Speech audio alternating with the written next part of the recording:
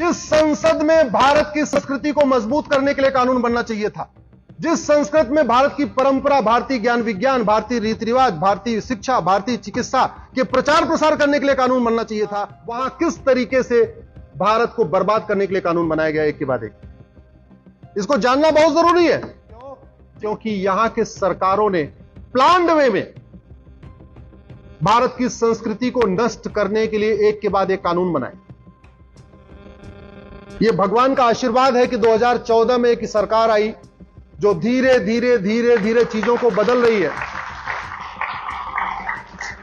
नहीं तो एक के बाद एक भारत की चिकित्सा व्यवस्था को बर्बाद करने के लिए नेहरू ने 1954 में कानून बनाया, और कानून बना के जो जिन बीमारियों का इलाज चरक संहिता में लिखा है, सुश्रुत संहिता में लिखा है, माधवकर संहिता में लिखा है, सारंगधर संहिता में लिखा है, भाव प्रकाश संहिता में लिखा है, उन बीमारियों के इलाज को पब्लिसाइज करने पे अपराध बना दिया। इसका मतलब जो आयुर्वेद के डॉक्टर हैं, जो चरक संहिता पढ़ते हैं, भाव प्रकाश संहिता पढ़ते हैं, महर्षि पतंजलि का योग सूत्र पढ़ते हैं, अगर वो पब्लिकली कहें कि हां हम इसका गारंटी के साथ इलाज करते हैं, तो उनको लीगल नोटिस चली जाएगी 1954 के कानून के कारण। पूरी लड़ाई वंदे मातरम पे हुई। 1971 में इंदिरा जी ने कानून बना के वंदे मातरम को सेकंड क्लास तक कर दिया। उस कानून को मैंने चैलेंज किया हुआ है। 1986 में हम सब, हमारे परिवार के लोगों ने एक स्पष्ट जनादेश दिया, 404 सीट दिया। अगले साल 1985 में राजीव गांधी ने कानून बना के सारे घुसपैठियों को बसाने का इंतजाम कर दिया। सिटीजनशिप एक्ट में सेक्शन 6 से जोड़ दिया। पूरे भारत के लिए सिटीजनशिप की कट ऑफ डेट 1947 है। असम के लिए उन्होंने कट ऑफ डेट 71 कर दिया। उसको हम लोगों ने चैलेंज किया है। अभी 7 नवंबर से उसकी 5 जजों की बेंच सुनवाई शुरू करेगी। आप जरा सोचिए, घुसपैठियों को निकालने की बजाय घुसपैठियों को बसाने के लिए कानून बनाया गया। योग प्राणायाम नेचुरोपैथी को बढ़ाने की बजाय योग प्राणायाम नेचुरोपैथी को खत्म करने के लिए कानून बनाया गया। पूरा आजादी का आंदोलन वंदे मातरम से हुआ था। वंदे मातरम का प्रचार प्रसार करने की बजाय वंदे मातरम को किनारे लगाने के लिए 1971 में कानून बनाया गया। ये मैं उन कानूनों की बात कर रहा हूं जिसको मैंने चैलेंज किया, जिसकी मैं लड़ाई लड़ रहा हूं। मैं दूसरी बात नहीं करता। जो कुछ मैं बोलता हूं पहले कोर्ट में चैलेंज करता हूं, फिर बोलता हूं। यहां पे मुगलों ने हमारे मठ मंदिरों को तोड़ा। सरकार की ड्यूटी थी उन मठ मंदिरों को रिस्टोर करती, काशी को रिस्टोर करती, मथुरा को रिस्टोर करती, ज्ञानवापी को रिस्टोर करती, अटाला को रिस्टोर करती, धार में गौशाला को रिस्टोर करती, भद्रकाली को रिस्टोर करती। रिस्टोर करने की बजाय 1991 में नरसिम्हा राव ने एक कानून बना दिया, प्लेस ऑफ वर्शिप एक्ट, और जो कानून कहता है अब आप मठ मंदिरों के लिए कोर्ट भी नहीं जा सकते। वो हमने सुप्रीम कोर्ट में चैलेंज किया हुआ है, मामला कोर्ट में चल रहा है। अगले साल 1992 में नरसिम्हा राव ने फिर दूसरा कानून बनाया। हिंदुओं को बांटने के लिए एक माइनॉरिटी कमीशन एक्ट बनाया, और जहां बाकी कानून में हिंदू, जैन, बौद्ध, सिख हिंदू कहलाते हैं, 1992 में जैन, बौद्ध, सिख को माइनॉरिटी बना दिया, जबकि सनातन के पार्ट है। यानी हिंदू मेजॉरिटी हो गया, जैन, बौद्ध, सिख माइनॉरिटी हो गए। जबकि सबकी संस्कृति एक है, सबका कल्चर एक जैसा है। उससे भी पेट नहीं भरा। अगले साल 1995 में फिर एक कानून बनाया, वक्फ एक्ट। इतना खतरनाक कानून है जिंदल साहब, अभी वो कह दे ये गुरुग्राम यूनिवर्सिटी वक्फ की प्रॉपर्टी है, तो उस नोटिस को आप गुरुगांव की कोर्ट में चैलेंज नहीं कर सकते। आपको चंडीगढ़ जाना पड़ेगा। और चलो गुरुग्राम यूनिवर्सिटी वाले तो ठीक है, समझदार हैं, चले जाएंगे, 200 किलोमीटर दूर है, चले जाएंगे। वो झबुआ से आदिवासी भोपाल कैसे जाएगा जो 700 किलोमीटर पड़ता है? आदिवासी एरिया में इस वक्फ एक्ट के जरिए आदिवासियों का कन्वर्जन कराया जा रहा है। उनको नोटिस भेजी जाती है, ये तुम्हारी जमीन तो वक्फ की है। वो बोलता है जी क्या करूं? बोले काम करो, कन्वर्ट हो जाओ, तुम नोटिस वापस ले लो। इस तरीके से कन्वर्जन कराया जा रहा है।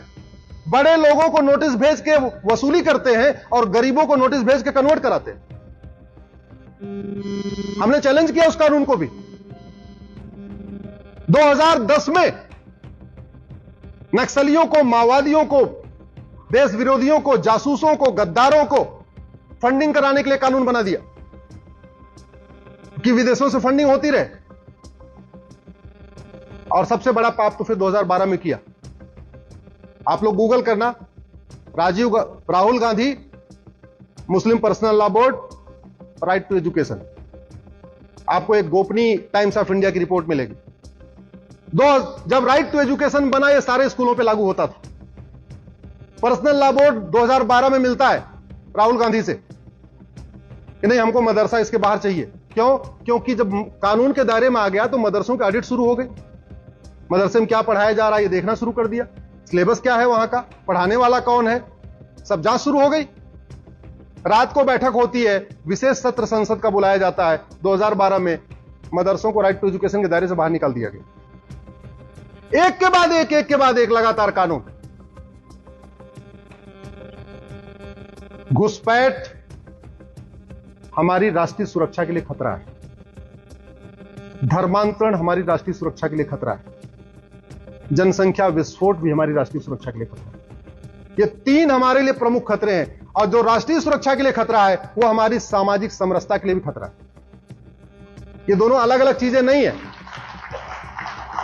ये दोनों अलग अलग चीजें नहीं है।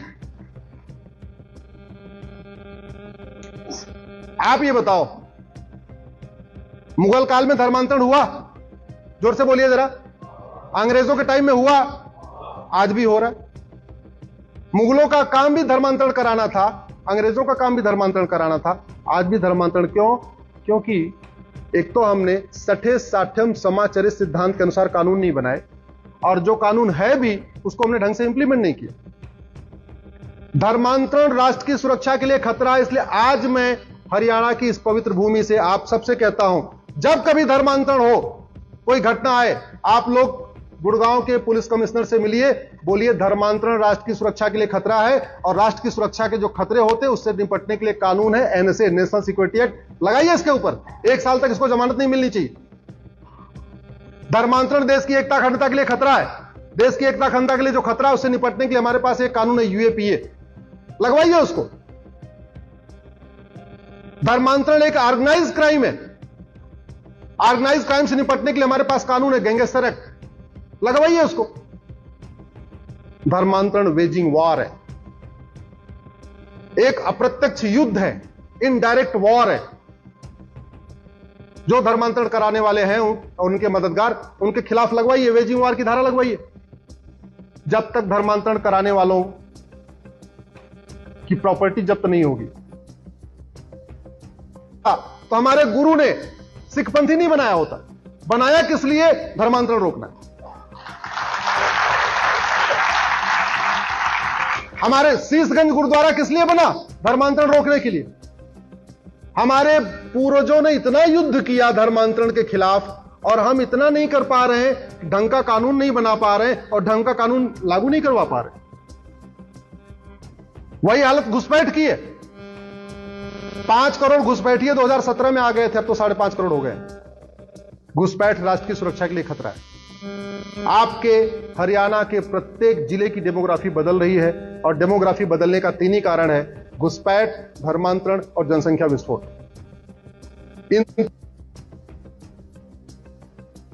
लेकिन बैठे बैठे आंख बंद करके न धर्मांतरण रुकेगा, न घुसपैठ रुकेगी, न जनसंख्या विस्फोट रुकेगी। तीनों के लिए कठोर कानून बनाना पड़ेगा। कानून का राज है, तलवार से आप रोक नहीं सकते। तलवार से, तलवार निकालेंगे धर्मांतरण खिलाफ, आपके खिलाफ मुकदमा हो जाएगा। तलवार निकालेंगे घुसपैठ खिलाफ, आपके खिलाफ मुकदमा हो जाएगा।